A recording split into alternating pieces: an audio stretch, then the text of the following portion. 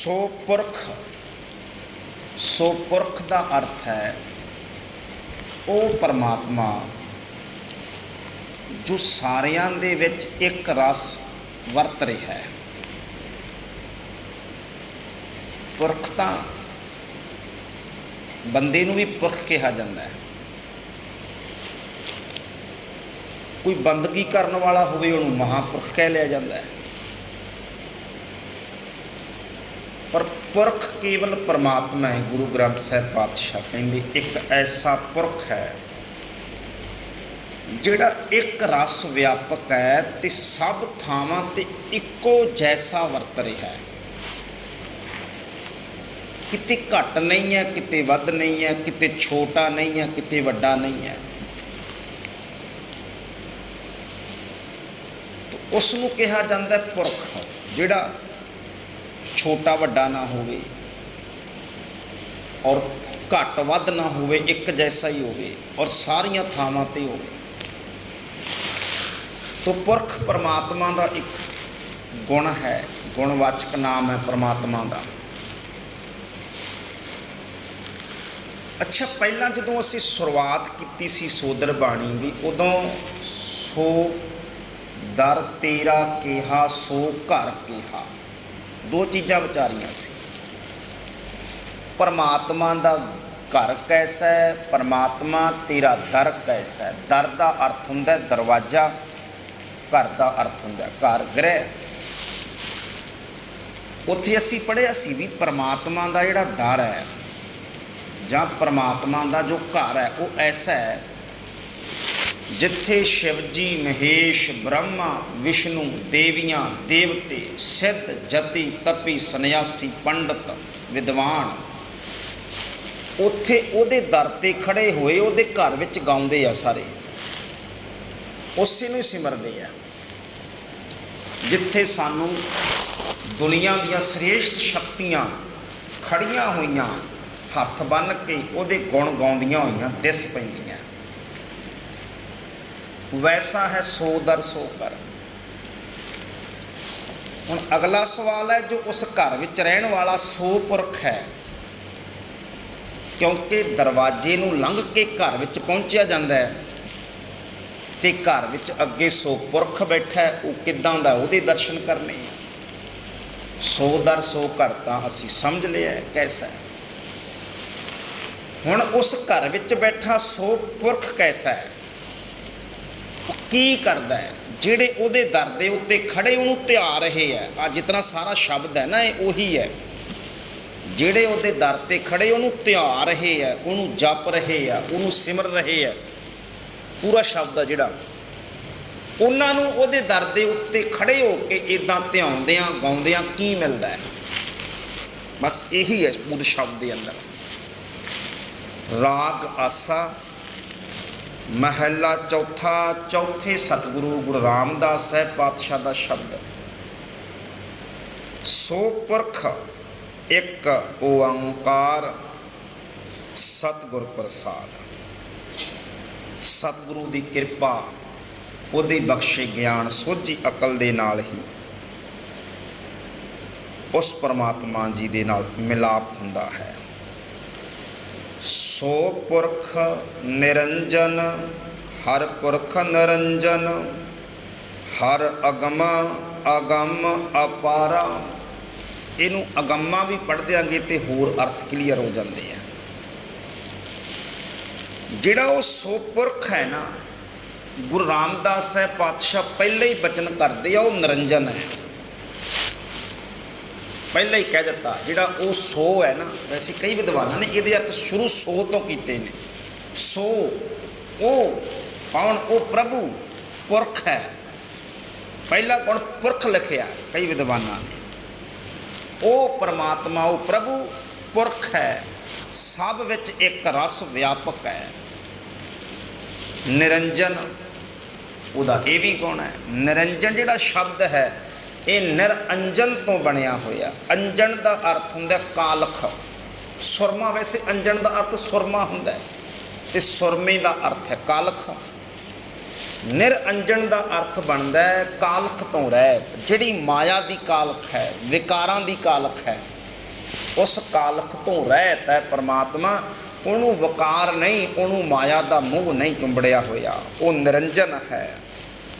हर पुरख निरंजन, जिहड़ा वो हरि प्रभु है, एक रस व्यापक, कालख तो माया के वकारां तो रहत है। हर अगम अगम अपार, जिहड़ा अगम शब्द है ना, अर्थ अपहुंच, ये भी परमात्मा का एक गुणवाचक विशेषण ये कह लो नाम है परमात्मा का। अगम अगम अपार, वो परमात्मा जो अगम है, अपहुंच है, वो परमात्मा अपहुंच है सारियां दी पहुंच तो, ते अपारा, अपारा का अर्थ है वह उरला परला बन्ना नहीं है कोई। जिवें असीं कई बार कह दिंदे आ भी परमात्मा समुंदर की न्याई है, वो कहने परमात्मा समुंदर की न्याई है, समुंदर वर्गा है, विशाल है। पर देखो समुंदर का भी कोई उरला परला बन्ना नहीं हुंदा। इस तरह के नाल वो परमात्मा जो है वह कोई उरला ते परला बन्ना नहीं है, वह कोई अंत नहीं है। सब ध्यावै तुद जी, हे सच्चे हरि परमेश्वर, हर सच्चे सिरजनहारा, इथों आरंभ होणगे।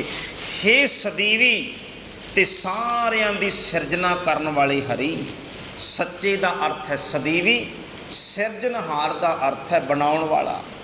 हे सब नूं बनाउण वाले ते सदा रहण वाले हरि परमेश्वर जी, सब ध्यावै तुद जी, सारे ध्याउंदे ने ते सारे तैनों ही ध्याउंदे हन। देखो ना आपां पिछे विचार कीती सी भी तेरे दर ते गा रहे है, सारे का अर्थ है सारे जीव, देवी देवते, पवन पानी बसंतर, जितने भी सोदर सोत दर दे विच आए सी, सारे वो सारे गावै तुदनों ईश्वर ब्रह्मा देवी सोहण तेरी सदा सवारे, गावै इंद इंदासन बैठे देवते अंदर नाल ले, वो सारे दे सारे तैनों ही ध्याउंदे हन। सब जी तुम्हारे जी, सारे जीव तुम्हारे ने, तुम्हारे तेरे ही हन सारे जीव, भाव तू ही पैदा किते हन। तुम्हारे का की अर्थ है तू ही पैदा किते हन। तू जियां का दातारा, तू सबना जियां नूं दातां देण वाला, दातारा का अर्थ है दातां देण वाला, भाव दातारा, तू दातां देण वाला दाता है, सब नूं रिज़्क देण वाला है। सब ध्यावै संतो जी, सब दुख विसारन हारा, हे संत जीओ, इत्थे संतो जी है ना जिहड़ा, संतो जी संत दे नाल ही सत्कार वाला जी है। हे संतो जी, हे संत जनों, भाव के सतसंगी जनों, हर ध्यावै, हरि दा ध्यान धारिया करो।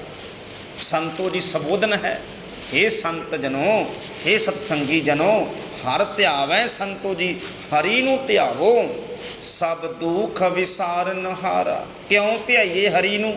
क्योंकि वो हरि है जिहड़ा सारे दुखां नूं विसारन वाला, दूर करन वाला, नाश करन वाला है। हर आपे ठाकुर, हर आपे सेवक जी, हे हरि तू आप ही स्वामी है। हे हरि परमात्मा तू आप ही नौकर है। ठाकुर का की अर्थ होंदा है मालक, सेवक का की अर्थ है नौकर।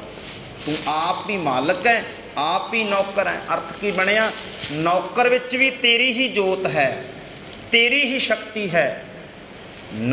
मालक दे अंदर भी तेरी ही शक्ति, तेरी ही समर्था काम कर रही है, तेरी ही जोत है। तू आपे ठाकुर, आपे सेवक जी, क्या नानक जंत विचारा। कहन लगे क्या नानक, हे नानक की कोई जीव जंतु परमात्मा की वडियाई करेगा, की ओदी महिमा करेगा। तू घट घट अंतर सर्ब निरंतर जी, तू घट घट अंतर, हे हरि तू हरेक हिरदे दे अंदर।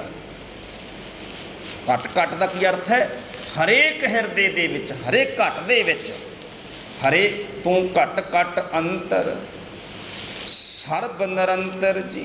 ਸਾਰਿਆਂ ਦੇ ਵਿੱਚ ਇੱਕ ਰਸ, ਨਿਰੰਤਰ ਦਾ ਕੀ ਅਰਥ ਹੈ? ਇੱਕ ਰਸ ਵਿਆਪਕ ਸਮਾਇਆ ਹੋਇਆ ਹੈ। ਹਰ ਏਕੋ ਪੁਰਖ ਸਮਾਣਾ, ਤੂੰ ਇੱਕ ਹੀ, ਸਾਰਿਆਂ ਦੇ ਅੰਦਰ ਤੂੰ ਇੱਕੋ ਪੁਰਖ ਹੀ ਸਮਾਇਆ ਹੋਇਆ ਹੈ। ਇੱਕ ਦਾਤੇ ਇੱਕ ਭਿਖਾਰੀ ਜੀ, ਸਭ ਤੇਰੇ ਚੋਜ ਵਿਡਾਣਾ। ਇਹ ਸਾਰੇ ਤੇਰੀ ਚੋਜ ਨੇ, ਅਚਰਜਮਈ। ਵਡਾਣਾ ਦਾ ਕੀ ਅਰਥ ਹੈ? ਅਚਰਜਮਈ, ਹੈਰਾਨ ਕਰਨ ਵਾਲੇ ਚੋਜ ਤੇਰੇ ਕੌਤਕ। ਇਹ ਸਾਰੇ ਤੇਰੀ ਕੌਤਕ ਨੇ ਪ੍ਰਮਾਤਮਾ, ਇਹ ਸਾਰੇ ਤੇਰੀਆਂ ਖੇਡਾਂ ਨੇ ਵਾਹਿਗੁਰੂ। ਕਿਹੜੀਆਂ ਖੇਡਾਂ? ਤੂੰ ਇੱਕ ਨੂੰ ਦਾਤਾ ਬਣਾਇਆ, ਦੂਜੇ ਨੂੰ ਭਿਖਾਰੀ ਬਣਾਇਆ। ਨਾ ਕੋਈ ਆਪਣੇ ਆਪ ਭਿਖਾਰੀ ਬਣ ਸਕਦਾ, ਨਾ ਕੋਈ ਆਪਣੇ ਆਪ ਦਾਤਾ ਬਣ ਸਕਦਾ। ਇੱਕ ਦਾਤੇ ਕਈਆਂ ਨੂੰ, ਇੱਥੇ ਇੱਕ ਦਾ ਕੀ ਅਰਥ ਹੈ? ਪੱਕੇ ਨੂੰ ਸਿਹਾਰੀ ਲੱਗੀ ਹੋਈ ਹੈ। ਕਈਆਂ ਨੂੰ ਤੂੰ ਦਾਤੇ ਬਣਾ ਦਿੱਤਾ, ਕਈਆਂ ਨੂੰ ਤੂੰ ਭਿਖਾਰੀ ਬਣਾ ਦਿੱਤਾ। ਪਰ ਪਰਮਾਤਮਾ ਇਹ ਤੇਰੇ ਚੋਜ ਨੇ। ਤੂੰ ਆਪੇ ਦਾਤਾ ਆਪੇ ਭੁਗਤਾ ਜੀ, ਤੂੰ ਆਪ ਹੀ ਦਾਤਾਂ ਦੇਣ ਵਾਲਾ ਦਾਤਾ ਹੈ, ਆਪੇ ਭੁਗਤਾ ਜੀ, ਤੇ ਆਪ ਹੀ ਉਹਨਾਂ ਦਿੱਤੀਆਂ ਹੋਈਆਂ ਦਾਤਾਂ ਨੂੰ ਭੋਗਣ ਵਾਲਾ ਹੈ। ਭਾਵ ਕੀ ਬਣਿਆ? ਦੇਣ ਵਾਲਾ ਵੀ ਤੂੰ ਹੀ ਹੈ, ਤੇ ਵਰਤਣ ਵਾਲਾ ਵੀ ਤੂੰ ਹੀ ਹੈ, ਖਾਣ ਵਾਲਾ ਵੀ ਤੂੰ ਹੀ ਹੈ, ਉਹਦੇ ਵਿੱਚੋਂ ਆਨੰਦ ਲੈਣ ਵਾਲਾ ਵੀ ਤੂੰ ਹੀ ਹੈ। ਅਰਥ ਕੀ ਬਣਿਆ? ਜਿਹੜੇ ਦਾਤਾਂ ਨੂੰ ਭੋਗ ਰਹੇ ਨੇ, ਉਹਨਾਂ ਦਾਤਾਂ ਭੋਗਣ ਵਾਲਿਆਂ ਦੇ ਵਿੱਚ ਵੀ ਤੂੰ ਹੀ ਬੈਠਾ ਹੈ। ਜੇ ਤੂੰ ਨਾ ਹੋਵੇਂ ਉਹ ਦਾਤਾਂ ਭੋਗ ਹੀ ਨਹੀਂ ਸਕਦੇ। ਮੁਰਦੇ ਨੂੰ ਖਵਾ ਕੇ ਦਿਖਾਓ ਗੁਰਮੁਖੋ ਖਾਣਾ, ਮੁਰਦੇ ਨੂੰ ਖਾਣਾ ਖਾ ਲੇਗਾ? ਨਹੀਂ ਖਾਂਦਾ। ਕਿਉਂ? ਕਿਉਂਕਿ ਭੋਜਨ ਹੈ, ਸਰੀਰ ਵੀ ਹੈ, ਪਰ ਹੁਣ ਭੋਗ ਕਿਉਂ ਨਹੀਂ ਰਿਹਾ? ਕਿਉਂਕਿ ਅੰਦਰ ਬੈਠਾ ਪਰਮਾਤਮਾ ਨਹੀਂ ਹੈ। ਹੁਣ ਭੌਰ ਸਧਾਇਆ, ਉਹ ਅੰਦਰ ਬੈਠੀ ਜੋਤ ਖਤਮ ਹੋ ਗਈ। ਅਰਥ ਕੀ ਬਣਿਆ? ਤੂੰ ਸਵਾਦ ਵੀ ਤਾਂ ਹੀ ਮਾਣ ਸਕਦਾ ਹੈ, ਤੂੰ ਪਦਾਰਥਾਂ ਨੂੰ ਭੋਗ ਵੀ ਤਾਂ ਹੀ ਸਕਦਾ ਹੈ। ਜਿਹੜੀ ਤੈਨੂੰ ਪਰਮਾਤਮਾ ਨੇ ਅਮੀਰੀ ਬਖਸ਼ੀ ਹੈ, ਇਸ ਅਮੀਰੀ ਵਿੱਚੋਂ ਆਨੰਦ ਤਾਂ ਹੀ ਲੈ ਸਕਦਾ ਹੈ ਜੇ ਪਰਮਾਤਮਾ ਦੀ ਜੋਤ ਤੇਰੇ ਅੰਦਰ ਹੈ। ਇਸੇ ਨੂੰ ਹੀ ਗੁਰੂ ਨਾਨਕ ਸਾਹਿਬ ਪਾਤਸ਼ਾਹ ਦਾ ਕਹਿੰਦਾ, ਇੱਕ ਦਾਤੇ ਇੱਕ ਭਿਖਾਰੀ। ਇਹ ਪਰਮਾਤਮਾ ਤੇਰੇ ਚੋਜ ਨੇ। ਕਈ ਵਾਰ ਤੁਸੀਂ ਦੇਖੋ, ਬੰਦਾ ਇਹ ਤਾਨਾ ਦਿੰਦਾ ਹੈ ਪਰਮਾਤਮਾ ਨੂੰ, ਪਰ ਪਰਮਾਤਮਾ ਵਾਹਿਗੁਰੂ ਨੇ ਕਿੰਨਾ ਬੈਲੈਂਸ ਰੱਖਿਆ ਹੋਇਆ ਗੁਰਮੁਖ, ਕਿੰਨਾ ਬੈਲੈਂਸ ਰੱਖਿਆ ਹੋਇਆ। ਜੇ ਇਸ ਧਰਤੀ ਦੇ ਉੱਤੇ ਸਾਰੇ ਦੇ ਸਾਰੇ ਇਕੱਲੇ ਮਨੁੱਖ ਹੀ ਹੋਣ, ਇੱਕ ਧਰਤੀ ਕਿਤੇ ਰਹਿ ਜਾਏਗੀ ਜੀ? ਨਹੀਂ ਰਹਿ ਸਕਦੀ। ਹਰ ਇੱਕ ਜੀਵ ਹੈ, ਛੋਟਾ ਹੈ, ਵੱਡਾ ਹੈ, ਉਹ ਪਰਮਾਤਮਾ ਨੇ ਧਰਤੀ ਦਾ ਬੈਲੈਂਸ ਬਣਾਉਣ ਵਾਸਤੇ ਰੱਖਿਆ ਹੋਇਆ ਹੈ। ਜੇ ਸਾਰੇ ਅਮੀਰ ਹੀ ਹੋਣ, ਤੇ ਅਮੀਰ ਨੂੰ ਅਮੀਰ ਕਹਿਣਾ ਵੀ ਕਿਹਨੇ ਹੈ? ਜਦੋਂ ਸਾਰੇ ਇੱਕੋ ਜਿਹੇ ਹੋਣਗੇ। ਵੱਡਾ ਤੇ ਤਾਂ ਹੀ ਵੱਡਾ ਨਾ ਜੇਕਰ ਉਹਦੇ ਨਾਲ ਛੋਟਾ ਹੈ ਕੋਈ। ਜੇ ਸਾਰੇ ਇੱਕੋ ਜਿਹੇ ਹੋਣ, ਫਿਰ ਤੇ ਵੱਡੇ ਨੂੰ ਵੱਡਾ ਵੀ ਕਿਹਨੇ ਕਹਿਣਾ, ਛੋਟੇ ਨੂੰ ਛੋਟਾ ਵੀ ਕਿਹਨੇ ਕਹਿਣਾ? ਤਾਂ ਇਹ ਪਰਮਾਤਮਾ ਨੇ ਇੱਕ ਖੇਡ ਤਮਾਸ਼ਾ ਬਣਾਇਆ ਹੋਇਆ। ਜਿਵੇਂ ਨਾ ਕਦੇ ਤੁਸੀਂ, ਕਿਉਂਕਿ ਮਨੁੱਖ ਅੱਡ ਦੁਖੀ ਵੀ ਕਿਉਂ ਹੈ, ਇਸ ਰੱਬ ਦੀ ਕੁਦਰਤ ਨੂੰ ਸਮਝ ਨਹੀਂ ਰਿਹਾ। ਸ਼ਾਇਦ ਤੁਸੀਂ ਕਿਤੇ ਮੌਕਾ ਮਿਲੇ ਨਾ, ਤੇ ਤੁਸੀਂ ਚਾਈਨਾ ਦਾ ਇਤਿਹਾਸ ਪੜ੍ਹੋ, ਚੀਨ ਦਾ ਇਤਿਹਾਸ। ਚੀਨ ਨੇ ਨਾ, ਅੱਜ ਕੱਲ੍ਹ ਮਨੁੱਖ ਦਾਅਵਾ ਕਰਦਾ ਵੀ ਮੈਂ ਤਰੱਕੀ ਕਰ ਲਈ ਦਿਮਾਗੀ ਤੌਰ ਦੇ ਉੱਤੇ। ਚੀਨੀਆਂ ਨੇ ਵੀ ਇਹ ਦਾਅਵਾ ਕੀਤਾ ਵੀ ਆਪਾਂ ਤੇਜ਼ ਬਹੁਤ ਹੈ, ਤਰੱਕੀ ਆਪਣੀ ਬਹੁਤ ਹੈ। ਇਹ ਲਗਭਗ 1960 ਦੀ ਘਟਨਾ ਹੈ। ਉਹ ਕਹਿੰਦੇ ਵੀ ਤੀਜੇ ਨੰਬਰ ਤੇ ਆ ਆਪਾਂ। ਇੱਕ ਲੱਗੀ ਹੋਈ ਨਾ, ਰੇਸ ਲੱਗੀ ਹੋਈ ਆ ਅੱਗੇ ਲੰਘਣ ਦੀ। ਹਰ ਮੁਹੱਲੇ ਦੇ ਵਿੱਚ, ਹਰ ਸ਼ਹਿਰ ਦੇ ਵਿੱਚ, ਹਰ ਸਟੇਟ ਦੇ ਵਿੱਚ, ਹਰ ਦੇਸ਼ ਦੇ ਵਿੱਚ ਇੱਕ ਦੂਜੇ ਤੋਂ ਅੱਗੇ ਲੰਘਣਾ। ਉਸ ਸਮੇਂ ਚੀਨ ਤੀਜੇ ਨੰਬਰ ਦੀ ਪਾਵਰ ਸੀ। ਇੱਕ ਨੰਬਰ ਤੇ ਇੰਗਲੈਂਡ ਸੀ, ਦੂਜੇ ਨੰਬਰ ਤੇ ਅਮਰੀਕਾ ਸੀ, ਤੇ ਤੀਜੇ ਨੰਬਰ ਤੇ ਚੀਨ ਸੀ। ਉਹ ਕਹਿੰਦੇ ਵੀ ਆਪਾਂ ਨਾ ਇੱਕ ਨੰਬਰ ਤੇ ਪਹੁੰਚਣਾ ਹੈ। ਤੇ ਪਹੁੰਚਣਾ ਕਿਵੇਂ ਆ? ਵੀ ਆਪਣੇ ਕੋਲੇ ਲੋਕਾਂ ਦੀ ਗਿਣਤੀ ਬਹੁਤ ਹੈ, ਜਨਸੰਖਿਆ ਬਹੁਤ ਹੈ, ਤੇ ਦੂਜਾ ਆਪਣੇ ਕੋਲੇ ਧਰਤੀ ਬਹੁਤ, ਚੀਨ ਵੱਡਾ ਵੀ ਬਹੁਤ ਹੈ। ਉਹ ਕਹਿੰਦੇ ਵੀ ਜਿਹੜੀਆਂ ਚੀਜ਼ਾਂ ਨੁਕਸਾਨ ਪਹੁੰਚਾਉਂਦੀਆਂ ਨੇ, ਪਤਾ ਕਰੋ। ਉਹਨਾਂ ਨੇ ਵੇਖਿਆ ਵੀ ਆਪਣੇ ਕੋਲੇ ਏਰੀਆ ਬਹੁਤ ਹੈ ਤੇ ਫਸਲ ਆਪਣੀ ਬਹੁਤ ਹੁੰਦੀ ਹੈ ਤੇ ਆਪਾਂ ਐਗਰੀਕਲਚਰ ਦੇ ਤਰੀਕੇ ਨਾਲ ਅੱਗੇ ਵਧਾਂਗੇ, ਖੇਤੀ ਦੇ ਤਰੀਕੇ ਨਾਲ। ਤੇ ਕੀਤਾ ਕੀ, ਕਹਿਣ ਲੱਗੇ ਜਿਹੜੀਆਂ ਚੀਜ਼ਾਂ ਘੱਟ ਖੇਤੀ ਨੂੰ ਘਾਟਾ ਪਾ ਰਹੀਆਂ ਨਾ ਉਹ ਆਪਾਂ ਦੂਰ ਕਰਨੀਆਂ। ਉਹਨਾਂ ਨੇ ਕੀ ਕੀਤਾ, ਉਹ ਕਹਿੰਦੇ ਵੀ ਜਿੰਨਾ ਸਾਡੇ ਦੇਸ਼ ਵਿੱਚ ਫਸਲ ਪੈਦਾ ਹੁੰਦੀ ਹੈ, ਦਾਲਾਂ, ਕਣਕ, ਗੇਹੂੰ, ਕੁਛ ਵੀ ਪੈਦਾ ਹੁੰਦਾ ਹੈ, ਖਾਣ ਪੀਣ ਦੇ ਪਦਾਰਥ, ਉਹਨਾਂ ਦੇ ਵਿੱਚੋਂ 6% ਜਿਹੜਾ ਖਾਣਾ ਦਾਣਾ ਹੈ ਉਹ ਚਿੜੀਆਂ ਤੇ ਜੀਵ ਜੰਤੂ ਖਾ ਜਾਂਦੇ ਆ। 6% ਦਾ ਖਾਣਾ ਜਿਹੜਾ ਚਿੜੀਆਂ, ਮੰਨ ਲਓ ਚਿੜੀਆਂ ਹੋ ਗਈਆਂ, ਉਸ ਤੋਂ ਬਾਅਦ ਘੁੱਗੀਆਂ, ਗਟਾਰਾਂ ਹੋ ਗਈਆਂ, ਕੁਛ ਵੀ ਆ ਪੰਛੀ, ਇਹ ਖੇਤਨ ਚੁਗ ਜਾਂਦੇ ਆ। ਤੇ ਉਹ ਕਹਿੰਦੇ ਜੇ ਇਹ 6% ਬਚ ਜਾਏ ਤੇ ਆਪਾਂ ਬਹੁਤ ਅੱਗੇ ਵੱਧ ਸਕਦੇ ਹਾਂ। ਉਹਨਾਂ ਨੇ ਕੀ ਕੀਤਾ, ਇੱਕ ਮੁਹਿੰਮ ਚਲਾਈ, ਚਿੜੀ ਮਾਰ ਮੁਹਿੰਮ, ਚਿੜੀਆਂ ਨੂੰ ਮਾਰਨ ਦੀ ਜੀ। ਚਿੜੀਆਂ ਮਾਰ ਦਿੱਤੀਆਂ। ਔਰ ਚਿੜੀਆਂ ਕਿਵੇਂ ਮਾਰਨੀਆਂ ਨੇ, ਇਹਦੇ ਕੈਂਪ ਲੱਗਣ ਲੱਗੇ ਸਕੂਲਾਂ ਦੇ ਵਿੱਚ, ਚਿੜੀ ਮਾਰਨ ਦੇ, ਵੀ ਚਿੜੀਆਂ ਖਾਣਾ ਖਰਾਬ ਕਰਦੀਆਂ, ਇੰਜ ਕਰਦੀਆਂ ਖਰਾਬ। ਹੋਇਆ ਇੱਦਾਂ।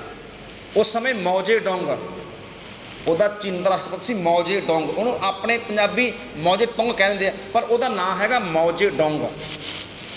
ਉਹਨੇ ਮੁਹਿੰਮ ਚਲਾਈ, 6 ਮਹੀਨੇ ਲੋਕਾਂ ਨੇ ਤਿਆਰੀ ਕਰਵਾਈ, ਕੈਂਪ ਲਾ ਕੇ ਲੋਕਾਂ ਨੂੰ ਸਿਖਾਇਆ। ਔਰ ਚਿੜੀ ਮਾਰਨ ਵਾਲੇ ਨੂੰ ਦੇਸ਼ ਭਗਤ ਮੰਨਿਆ ਜਾਣ ਲੱਗਿਆ, ਵੀ ਚਿੜੀਆਂ ਬਹੁਤੀਆਂ ਮਾਰਦਾ, ਬਹੁਤ ਵੱਡਾ ਦੇਸ਼ ਭਗਤ ਹੈ। ਦੇਸ਼ ਭਗਤੀ ਹੋ ਗਈ ਜੀ ਇਹ ਤਾਂ। 2 ਸਾਲਾਂ ਦੇ ਵਿੱਚ, 2.5 ਸਾਲਾਂ ਦੇ ਵਿੱਚ ਚੀਨੀਆਂ ਨੇ ਆਪਣੇ ਦੇਸ਼ ਵਿੱਚੋਂ 6 ਕਰੋੜ ਚਿੜੀਆਂ ਮਾਰ ਦਿੱਤੀਆਂ। ਔਰ ਇੱਦਾਂ ਕੀ ਕਰਦੇ ਸੀ, ਸੜਕਾਂ ਦੇ ਉੱਪਰ ਚਿੜੀਆਂ ਮਾਰ ਕੇ ਟੰਗਦੇ ਸੀ ਲੋਕ ਆਪਣੀਆਂ ਦੁਕਾਨਾਂ ਉੱਤੇ, ਵੀ ਦੇਖੋ ਅਸੀਂ ਦੇਸ਼ ਸੇਵਾ ਕਰ ਰਹੇ ਹਾਂ। ਇੱਦਾਂ ਦਾ ਹਾਲ ਤੁਸੀਂ ਕਦੇ ਸਰਚ ਮਾਰੋ, ਗੂਗਲ ਤੇ ਸਰਚ ਮਾਰਿਓ ਜੀ ਕਦੇ। 2.5 ਸਾਲਾਂ ਦੇ ਵਿੱਚ ਉਹਨਾਂ ਨੇ ਐਲਾਨ ਕਰਤਾ ਵੀ ਚੀਨ ਦੀਆਂ ਸਾਰੀਆਂ ਚਿੜੀਆਂ ਮਰ ਚੁੱਕੀਆਂ ਨੇ, ਹੁਣ ਆਪਾਂ ਜਿਹੜਾ ਭੋਜਨ ਹੈ ਆਪਣਾ 6% ਉਹ ਵੀ ਬਚਾ ਸਕਦੇ ਹਾਂ। ਪਰ ਗੱਲ ਉਲਟੀ ਪੈ ਗਈ। ਗੱਲ ਉਲਟੀ ਇਹ ਪੈ ਗਈ ਵੀ ਜਿਹੜੇ ਜੀਵ ਜੰਤੂਆਂ ਨੂੰ ਚਿੜੀਆਂ ਖਾਂਦੀਆਂ ਸੀ ਉਹ ਭਾਰੀ ਪੈ ਗਈਆਂ। ਹੁਣ ਇੱਦਾਂ ਜਿਹੜੇ ਕੀੜੇ ਮਕੌੜੇ ਆ, ਹੁਣ ਕੀੜੇ ਮਕੌੜੇ ਤਾਂ ਵੱਧ ਗਏ। ਜਦੋਂ ਕੀੜੇ ਮਕੌੜੇ ਵੱਧ ਗਏ, ਇੱਕ ਇੱਦਾਂ ਦਾ ਹੱਲਾ ਬੋਲਦੀਆਂ ਨੇ ਜਿਹੜੀਆਂ ਹੁੰਦੀਆਂ ਨੇ ਚੀਂਟੀਆਂ, ਚੀਂਟੀਆਂ ਦੇ ਹੱਲੇ ਹੋਣ ਲੱਗ ਪਏ। ਇੱਦਾਂ ਚੀਂਟੀਆਂ ਪੈਦਾ ਹੋ ਗਈਆਂ, ਕਈ ਸੈਂਕੜੇ ਏਕੜ ਖੜੀ ਸਾਰੀ ਫਸਲ ਹੀ ਤਬਾਹ ਚੀਂਟੀਆਂ ਕਰ ਜਾਂਦੀਆਂ। ਚੀਂਟੀਆਂ ਸੀ ਜਿਹੜੀਆਂ ਉਹ ਪੈਦਾ ਹੋ ਗਈਆਂ ਵੱਧ। ਹੁਣ ਖਤਰਾ ਦੂਜਾ ਹੋ ਗਿਆ, ਵੀ ਹੁਣ ਤੇ ਵੱਧ ਖਤਰਾ ਹੋ ਗਿਆ। ਕਿਉਂਕਿ ਪਰਮਾਤਮਾ ਨੇ ਤਾਂ ਬੈਲੈਂਸ ਬਣਾਇਆ ਹੋਇਆ ਸੀ ਇੱਕ, ਉਹ ਬੈਲੈਂਸ ਵਿਗੜ ਗਿਆ, ਮਨੁੱਖ ਨੇ ਵਿਗਾੜਤਾ। ਔਰ 1962 ਤੋਂ ਲੈ ਕੇ 1965 ਤੱਕ ਚੀਨ ਦੇ ਵਿੱਚ ਜਿਹੜੀ ਤਾਂ ਪ੍ਰਾਈਵੇਟ ਰਿਪੋਰਟਾਂ ਉਹ ਤਾਂ ਕਹਿੰਦੇ ਨੇ 6.5 ਕਰੋੜ, ਤੇ ਜਿਹੜੀ ਸਰਕਾਰੀ ਰਿਪੋਰਟ ਹੈ 3 ਕਰੋੜ ਲੋਕ ਭੁੱਖਮਰੀ ਨਾਲ ਮਰ ਗਏ। ਭੁੱਖਮਰੀ ਪੈ ਗਈ ਚੀਨ ਦੇ ਵਿੱਚ। ਇੱਦਾਂ ਹਜ਼ਾਰਾਂ ਏਕੜਾਂ ਦੀ ਫਸਲ ਖੜੀ ਹੋਣੀ, ਇੱਦਾਂ ਹਮਲਾ ਬੋਲਣਾ ਚੀਂਟੀਆਂ ਨੇ ਤੇ ਸਾਰੀ ਦੀਆਂ ਸਾਰੀਆਂ ਫਸਲਾਂ ਤਬਾਹ। ਬੰਦਾ ਇਹ ਜਦੋਂ ਹੋਇਆ, ਪਤਾ ਲੱਗਿਆ ਵੀ ਬੈਲੈਂਸ ਵਿਗੜ ਗਿਆ, ਭੁੱਖਮਰੀ ਪੈਦਾ ਹੋ ਗਈ। ਔਰ 4 ਕਰੋੜ 4.5 ਕਰੋੜ ਜਿਹੜੇ ਨੇ ਲੋਕ, ਆਮ ਜਿਹੜੀਆਂ ਸਪਸ਼ਟ ਰਿਪੋਰਟਾਂ ਨੇ ਮੰਨਦੀਆਂ ਨੇ ਵੀ 2-2.5 ਸਾਲਾਂ ਦੇ ਵਿੱਚ 4.5 ਕਰੋੜ ਬੰਦਾ ਭੁੱਖਮਰੀ ਨਾਲ ਮਰ ਗਿਆ ਚੀਨ ਦੇ ਵਿੱਚ। ਕਿਉਂ ਮਰ ਗਿਆ? ਕਿਉਂਕਿ ਪਰਮਾਤਮਾ ਦਾ ਜਿਹੜਾ ਇੱਕ ਵਿਧਾਨ ਬਣਾਇਆ ਹੋਇਆ ਸੀ, ਬੈਲੈਂਸ ਬਣਾਇਆ ਹੋਇਆ ਸੀ, ਉਸ ਬੈਲੈਂਸ ਨੂੰ ਵਿਗਾੜਨ ਦਾ ਯਤਨ ਬੰਦੇ ਨੇ ਕੀਤਾ। ਇਸ ਕਰਕੇ ਇਹ ਆਪਾਂ ਨੂੰ ਚਿੜੀਆਂ ਕਿਉਂ ਬਣਾਤੀਆਂ? ਇਹ ਸਾਡੇ ਭਲੇ ਲਈ ਹੈ। ਇਹ ਬੈਲੈਂਸ ਬਣਾਇਆ ਪਰਮਾਤਮਾ ਨੇ ਸਾਰੀਆਂ ਚੀਜ਼ਾਂ ਦਾ। ਜੇ ਸਾਰੇ ਇੱਥੇ ਤੁਸੀਂ ਦੇਖੋ, ਜੇ ਇੱਥੇ ਆਪਾਂ ਇਹ ਕਹੋ ਵੀ ਸ਼ੇਰ ਪਰਮਾਤਮਾ ਨੇ ਪੈਦਾ ਕੀਤਾ ਤੇ ਉਹਦਾ ਵੀ ਕੋਈ ਫਾਇਦਾ ਹੈ? ਉਹ ਛੋਟਿਆਂ ਨੂੰ ਖਾਂਦਾ। ਚੂਹੇ ਦਾ ਆਪਣਾ ਹੈ, ਸੱਪ ਦਾ ਆਪਣੀ ਚੀਜ਼ ਹੈ। ਸੱਪ ਪਰਮਾਤਮਾ ਨੇ ਕਿਉਂ ਬਣਾਇਆ? ਕਈ ਮਿੱਤਰ ਪੰਛੀ ਨੇ ਇੱਦਾਂ ਦੇ ਸਾਡੇ, ਤਾਂ ਉਹਦੇ ਚੋਜ ਨੇ, ਉਹ ਸਮਝਿਆ ਨਹੀਂ ਜਾ ਸਕੀਦਾ। ਇਹ ਪਰਮਾਤਮਾ ਨੇ ਸਾਡੇ ਨੂੰ ਸਿਆਣਾ ਹੈ, ਉਹਨੇ ਬੈਲੈਂਸ ਬਣਾਇਆ ਧਰਤੀ ਦਾ ਸਾਰੀ ਦਾ। ਇਹ ਸਾਰੇ ਜਿਤਨੇ ਵੀ ਜੀਵ ਜੰਤੂ ਨੇ, ਇਹਨਾਂ ਵਿੱਚੋਂ ਕੋਈ ਵੀ ਐਸਾ ਨਹੀਂ ਜੀ ਜ਼ਰੂਰਤ ਨਾ ਹੋਵੇ। ਸਾਨੂੰ ਸਮਝ ਨਹੀਂ, ਗੱਲ ਵੱਖਰੀ ਹੈ। पर कोई भी वाधू नहीं परमात्मा ने कुछ भी बनाया। इस परमात्मा च कुछ नहीं भी परमात्मा ने वाधू नहीं बनाया। जो कुछ बनाया वो जरूरी है संसार लिए। इसे तरह अमीर भी बनाया तो गरीब भी बनाया। परमात्मा ने खेड़ रची है, एक खेड़ रची है। ये अचरजमई कौतक है। क्यों कहा वडाणा अचरजमई क्यों कहा? क्योंकि अचरजमई वो हुंदा है जिहदी समझ ना सानू होवे, जिहदी पूर्ण तौर दे उत्ते सोझी ना सानू होवे। कहंदे अचरजमई चीज़ है। तो एक दा भिखारी बनाउणा, एक दा दाता बना देना, ये परमात्मा दा अचरजमई तमाशा है। असीं इहनूं नहीं समझ सकते। एक निहाली पै सवण, एक ऊपर रहन खड़े। पर पातशाह कहंदे तिन्ना सवारे नानका जिनका नदर करे। परमात्मा ने दो आपे भांडे साजियन आपे पूर्ण दे। एक ना दुध समाई है, एक चुल्हे रहन चढ़े। एक निहाली पै सवण, एक ऊपर रहन खड़े। तिन्ना सवारे नानका जिनको नदर करे। पर अखीर ते गुरु नानक साहब पातशाह कहंदे भाई सोझी अकल सुख दियां दातां ये जरूरी नहीं है जिस घड़े विच मक्खण पिया उहनूं ही प्राप्त होना। सुख उहनूं ही नहीं मिलता जिहड़ा रजाइयां दे विच पिया। ये कोई जरूरी नहीं है। हो सकता है एक ऊपर रहन खड़े जिहड़ा अत दियां सोहणियां रजाइयां च पिया वो दुखी होवे ते ऊपर खड़िया होया अत दा सुखी होवे। ये भी तो हो सकता है। ये ठीक है, परमात्मा ने कौतक रच दिता। एक नूं दाता, एक नूं भिखारी, एक नूं गरीब, एक नूं अमीर, एक नूं नौकर, एक नूं मालक बना दिता। पर पातशाह कहंदे जिहड़ा सुख है ना, आनंद है, ये जरूरी नहीं है अमीर दे कोले होवे, नौकर दे कोले भी हो सकता है। मालक आत्म हत्या करी जाते, नौकर आराम नाल रहिंदे आ। तो ये जिहड़ा है ना जिनको नदर करे, ये जिन्ना उत्ते नदर हुंदी है उहदी सुख पाई उन्हां नूं ही मिलदा है। तो इस तरह एक दाते एक भिखारी जी। एक दाते ने, कई दाते ने, कई भिखारी हन। सब तेरे चोड़ वडाणा, ये सारे तेरे ही अचरजमई कौतक हन। तू आपे दाता आपे भुगता जी। तू आप ही दाता देने वाला दाता है। आपे ही उन्हां विच बैठ के इन्हां दातां नूं भोगण वाला है। हों तुद बिन अवर न जाना। हे वाहिगुरु परमेश्वर मैं तेरे तो बिना किसी होर नूं नहीं जानदा। भाव कि मैं तेरे तो बिना किसी होर नूं सर्व शक्तिमान नहीं मनदा हाँ। तू पार ब्रह्म बेअंत जी। हे परमेश्वर वाहिगुरु तेरा कोई अंत नहीं है, तेरा कोई अंत नहीं है। तेरे क्या गुण आख वखाण। मैं तेरे केड़े केड़े गुणां नूं आख के, आख दा अर्थ आख के वर्णन करां। तेरे केड़े केड़े गुणां दियां वडियाइयां करां। जो सेवैं तुद जी। इनू नासक उच्चारण करांगे जी। जो सेवैं तुद जी। हे हरि परमात्मा जो जीव तैनू सिमरदे हन, जो तैनू सेवदे हन, जो तैनू सिमरदे हन। जन नानक जन तिन कुरबाना दास नानक उन्हां तो। और तिन कुरबाना जिहड़े तैनू सिमरदे ने मन करके, बचन करके, कर्म करके। ये गुरमुखो सदा ध्यान रखना है। जदों भी परमात्मा दे सिमरन की गल चलती है ना, तो उहदा अर्थ केवल जबान तो सिमरना नहीं हुंदा। सिमरन का अर्थ है मन करके, बचन करके, कर्म करके। जिहड़े परमात्मा तैनू सिमरदे हन। जन नानक तिन कुरबाना। नानक जन नानक दास उन्हां दे उपर कुरबान जांदा है। उन्हां सेवकां तो जपण वालियां तो सदके जांदा है। सो दो पदे गुरमुखो होए ने, समय की समाप्ति है। सो तीजा पदा जिहड़ा है इहदी विचार आपां कल नूं अगे लैके चलांगे। सतगुरु पातशाह कृपा करन। भुलां चुकां दी खिमा। फतेह बुलाओ आखो जी। वाहिगुरु जी का खालसा, वाहिगुरु जी की फतेह।